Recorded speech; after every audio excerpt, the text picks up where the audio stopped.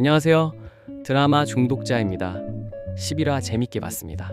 이젠 어쏘인방이라고 하기엔 자신들의 신념이 많이 보이더라고요. 드라마 리뷰 시작하겠습니다.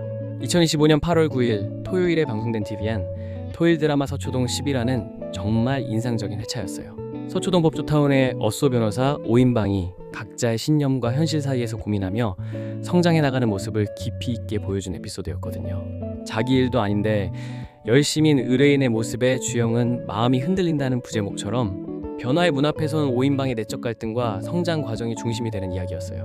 이번 방송은 함께 출근하던 안주영과 강희지가 엘리베이터에서 나경민, 강정윤 대표와 마주치면서 어색해하는 장면으로 시작해요.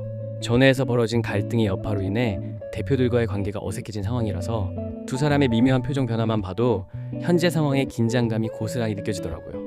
이런 시작은 이번 회차 전반에 흐르는 무거운 분위기를 예고하는 동시에 변호사로서의 이상과 현실적인 직장 생활 사이에서 고민하는 인물들의 심리 상태를 잘 보여주는 장치 같았어요. 안주영 역할의 이종석은 이번 회차에서 가장 큰 내적 갈등을 겪는 모습으로 그려져요. 평소 냉소적이면서도 현실적인 태도를 보여왔던 그가 한 의뢰인의 모습을 보며 마음이 흔들리기 시작하는 거예요. 자기 일도 아닌데 열심히 노력하는 의뢰인의 모습은 안주영에게 깊은 인상을 남기고, 이는 그가 지금까지 가져왔던 변호사로서의 신념과 태도에 대해 다시 생각해보게 만드는 계기가 되어버려요. 특히 의뢰인이 건넨 "너는 득되는 일만 하고 살아" 라는 한마디는 안주영의 마음을 크게 뒤흔들어 놓죠. 이 질문은 단순히 개인적인 차원을 넘어서 현대사회의 많은 직장인들이 갖고 있는 고민을 대변하는 것이기도 하고요. 안주영은 그동안 돈만 따지는 상담과 수익성 위주의 업무 처리에 대해 회의감을 느끼고 있었어요. 법무법인에서 어쏘 변호사로 일하면서 느끼는 현실과 자신이 처음 변호사가 되고자 했던 이상 사이의 괴리는 그를 점점 더 냉소적으로 만들어왔죠. 하지만 이번 의뢰인과의 만남을 통해 그는 자신의 태도를 돌아보게 되고 마침내 대표를 향해 그동안 쌓여있던 속마음을 터뜨리게 되어요. 이 장면에서 이종석의 연기는 특히 인상적이었는데, 평소의 무덤덤한 표정에서 벗어나 진심 어린 감정을 드러내며 캐릭터의 깊이를 정말 잘 보여줬어요. 강희지 역할의 문가영 역시 이번 회차에서 중요한 변화를 맞이해요. 1년차 변호사인 그녀는 어쏘 변호사 인생에서 가장 잔인한 살인사건과 맞닥뜨리게 되면서 새로운 성장통을 겪게 되거든요. 그동안 서초동에 입성한 이후 의료소송부터 절도, 부당해고 등 다양한 사건들을 경험해왔지만 이번 살인사건은 그녀에게 변호사로서의 역할과 책임에 대해 더욱 깊이 있게 생각해보게 만드는 계기가 되어요. 희지는 이 사건을 통해 의뢰인을 위한 진짜 변호가 무엇인지에 대해 고민하기 시작하고, 단순히 법적 절차를 따르는 것을 넘어서 진정으로 의뢰인을 위하는 변호사가 되고자 하는 의지를 보여줘요. 문가영 연기에서는 초보 변호사가 현실의 벽에 부딪히면서도 포기하지 않으려는 의지가 정말 잘 드러나더라고요. 특히 잔인한 살인사건 앞에서 보여준 그녀의 당황스러워하면서도 의연하게 대처하려는 모습은 젊은 변호사의 성장 과정을 사실적으로 보여줬어요. 이런 희지의 모습은 시청자들로 하여금 변호사라는 직업이 단순히 법률 지식만으로는 해결할 수 없는 복잡하고 어려운 면이 있다는 것을 깨닫게 해주죠.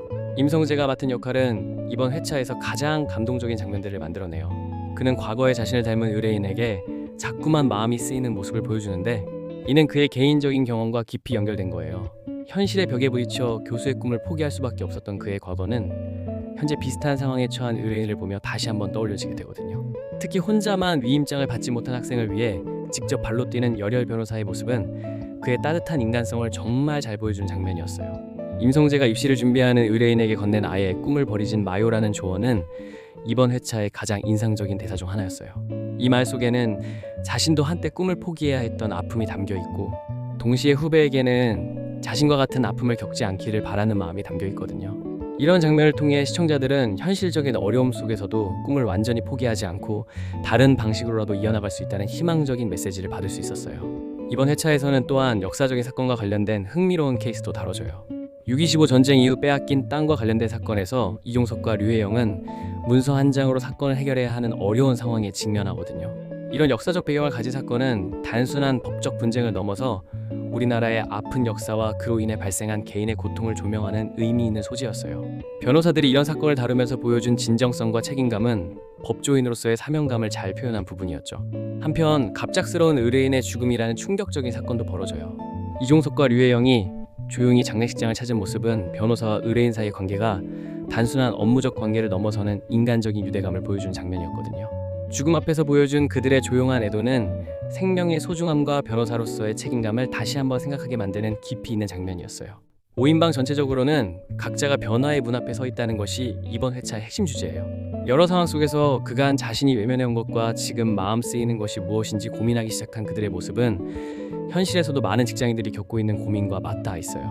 특히 함께라서 괜찮다는 동료애를 나누며 서로의 어깨가 되어주는 모습은 힘든 현실 속에서도 포기하지 않고 나아갈 수 있는 원동력이 무엇인지를 보여줘요.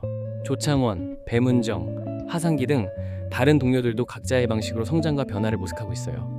창원은 검사에 도전하는 듯한 모습을 보이고 상기는 여전히 대학원 박사과정이 눈에 아른거리는 상황이죠.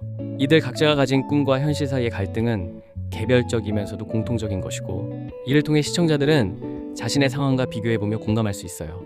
문정은 사건에 몰두하며 이를 사랑하는 자신을 발견하게 되는데, 이는 직업에 대한 열정과 사명감을 다시 발견하는 긍정적인 변화예요. 반면 상기, 창원, 형민은 현재 자신의 한계를 절감하는 상황에 처해 있고, 이런 현실 인식은 앞으로의 성장을 위한 출발점이 될 것 같아요. 이번 회차에서 특히 인상적이었던 것은 변호사라는 직업의 현실적인 면모와 이상적인 면모 사이의 갈등을 균형 있게 다룬 점이에요. 수익성과 효율성을 중시하는 현대 법무법인의 시스템 속에서도 진정한 변호의 의미를 찾으려는 변호사들의 노력은 감동적이면서도 현실적이었거든요. 특히 너는 득되는 일만 하고 살아? 라는 질문은 단순히 변호사뿐만 아니라 모든 직업군에서 일하는 사람들이 한 번쯤 자신에게 던져볼 만한 질문이었어요. 드라마는 또한 세대 간의 갈등과 이해를 다루는 부분에서도 깊이를 보여줘요. 기성세대인 대표들과 젊은 어쏘 변호사들 사이의 가치관 차이는 현실에서도 흔히 볼 수 있는 문제이고, 이를 어떻게 해결해 나갈 것인가는 앞으로의 전개에서 중요한 포인트가 될 것 같아요. 메이킹 영상에서 보여진 것처럼 넘쳐난 대사량만큼 배우들이 열심히 연기하는 모습과 현장에서의 진짜 동료애는 화면을 통해서도 고스란히 전달되더라고요.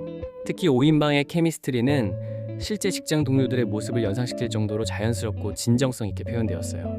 11화는 최종화인 12화를 앞두고 각 캐릭터들의 성장과 변화를 정리하는 동시에 앞으로의 방향성을 제시하는 중요한 회차였어요. 8월 10일 오후 9시 20분에 방송될 최종화에서는 이들이 어떤 선택을 하게 될지, 그리고 진짜 나를 위한 삶을 향한 어쏘지의 마지막 선택이 무엇일지에 대한 궁금증을 높여줬죠.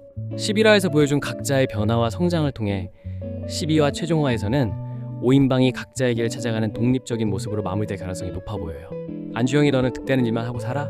라는 질문에 흔들리면서 자신의 변호사관에 대해 다시 생각하게 된 것이나, 강희지가 잔인한 살인사건을 통해 진짜 변호의 의미를 고민하기 시작한 것, 그리고 임성재가 과거에 자신을 닮은 의뢰인을 통해 꿈에 대한 신념을 다시 확고히 하게 된 것들이 모두 12화에서 각자의 확고한 신념으로 자리 잡을 것 같거든요.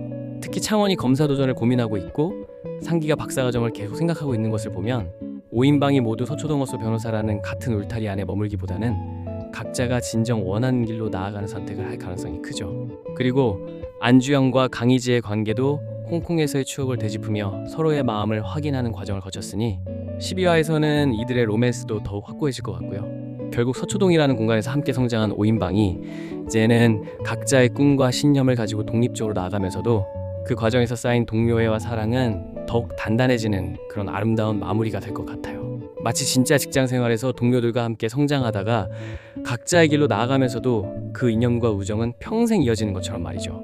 전체적으로 11화는 드라마 서초동이 추구해온 메시지인 현실과 이상 사이에서의 균형, 동료애의 소중함, 그리고 진정한 성장의 의미를 잘 집약한 회차였어요. 변호사라는 특수한 직업군을 다루면서도 모든 직장인들이 공감할 수 있는 보편적인 이야기를 담아낸 점에서 정말 높은 완성도를 보여줬다고 생각해요. 끝까지 시청해주셔서 감사합니다. 구독과 좋아요 눌러주세요.